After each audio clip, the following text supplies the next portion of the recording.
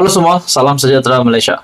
Tuan-tuan dan puan, satu lagi pendedahan baru berkaitan dengan kepimpinan Kerajaan Negeri PAS berkaitan dengan projek RM7 juta. Saudara-saudara, dalam sebuah artikel dari BH Online ataupun bharian.com, dah masuk 5 tahun. Sudah masuk 5 tahun. Bila nak siap nelayan persoal projek RM7 juta. Beberapa nelayan di Kemasik di sini mendakwa projek benteng pemecah ombak yang bernilai RM7 juta yang dilaksanakan Kerajaan Negeri Pimpinan PAS gagal menyelesaikan masalah muara cetek yang dihadapi mereka sejak 5 tahun lalu. Ahli Jawatan Kuasa Persatuan Nelayan Kemasik, Rozali Ismail, turut mempersoalkan mengapa projek yang menelan belanja yang besar itu tidak dipantau rapi dan gagal siap sepenuhnya seperti yang dirancang. Nah, di sini saja kita sudah timbul persoalan. Saya sendiri timbul persoalan. Adakah RM7 juta itu digunakan sebaik mungkin atau saja persoalannya mungkin terlibat unsur salah guna dana ataupun penyelewengan dan sebagainya. Dalam artikel ini lagi, projek bernilai RM7 juta itu gagal menghalang muara Kemasik daripada terus cetek, manakala pembinaannya tidak sempurna kerana tiada pemantauan daripada mana-mana agensi kerajaan negeri yang dipimpin PAS. Projek ini sudah 4 tahun, janji 3 bulan. Sekarang sudah masuk 5 tahun dah, sampai bila nak siap. Bila ada nelayan suarakan perkara ini, mereka kata nelayan yang salah. Katanya kepada pemberita di Kuala Kemasik. Seorang nelayan tempatan, Muhammad Pilus Awam, 58 tahun, berkata, batu-batu yang digunakan sebagai benteng pemecah ombak pula sudah banyak yang jatuh, sekaligus menyempitkan lagi laluan keluar masuk bot di muara. Jika musim berombak, nelayan mengalami kesusahan untuk memasuki muara Kemasik, manakala ketika air surut, kami terpaksa menarik bot masing-masing. Sementara itu, calon Barisan Nasional bagi DUN Kemasik, Muhammad Khairi Afiq Muhammad Yusof, berkata, beliau mengambil maklum berhubung masalah muara yang cetek dan sempit yang dihadapi nelayan berkenaan.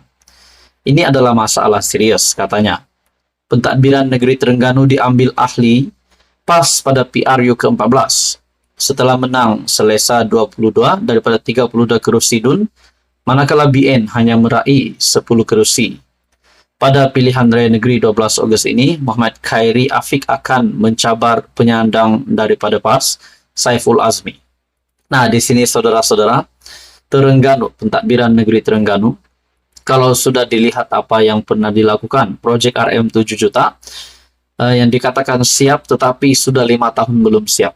Adakah di sini waktunya penyokong-penyokong di Terengganu memilih calon yang tepat, memilih parti yang tepat, memilih keputusan yang tepat untuk memilih PHBN di negeri tersebut ataupun Barisan Nasional yang di mana calon BN yaitu Muhammad Khairi yang akan mencabar penyandang daripada PAS. Adakah di sini BN akan menang pada PRN di DUN Terengganu supaya perkara ini dapat dibendung dan projek RM7 juta ini tidak berulang lagi apa yang telah berlaku.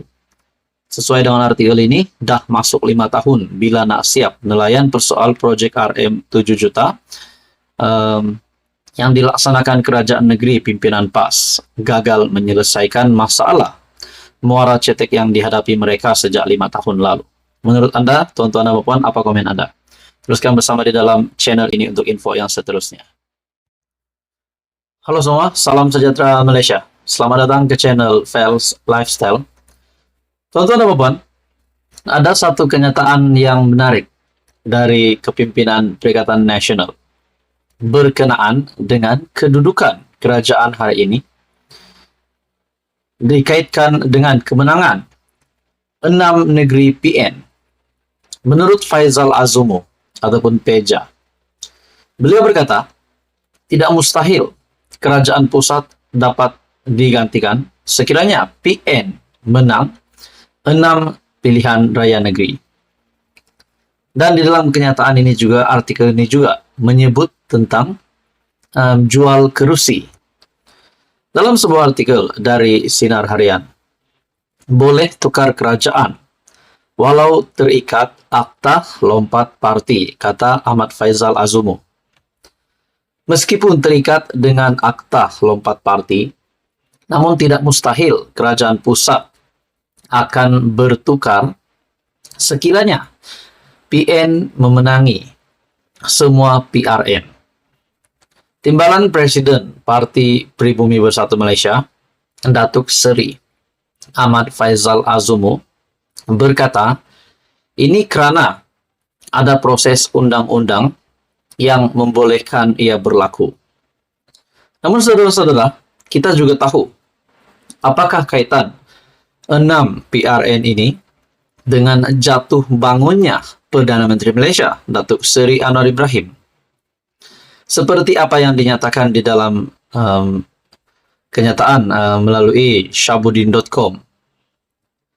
Pertama, PRN adalah bertujuan untuk membentuk kerajaan negeri, bukan menentukan jatuh bangun Perdana Menteri. Kedua, harus difahami bahawa tiada peruntukan undang-undang untuk membuang seorang Perdana Menteri daripada jawatannya. Perdana Menteri hanya boleh dijatuhkan melalui usul undi percaya di Parlimen, atau jika dia sendiri menjatuhkan diri dengan cara berundur atau meletakkan jawatan.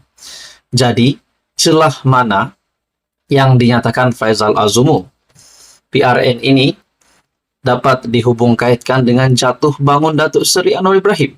Walaupun ada yang berkata, kepimpinan PN juga berkata, pada bulan Ogos ini Anwar Ibrahim akan jatuh, tapi celah mana? Nah, kita kembali di dalam artikel dari Sinar Harian sebentar tadi, yang menurut Faizal Azumu boleh tukar kerajaan walau terikat akta lompat parti. Nah, ini yang kita mahu tahu, undang-undang mana yang dinyatakan oleh Faizal Azumu. Pengurusi PN Negeri Sembilan itu turut menyatakan keyakinan potensi gabungan terbabit untuk menang di Negeri Sembilan amat tinggi, malah mampu memberi saingan sengit kepada pihak lawan.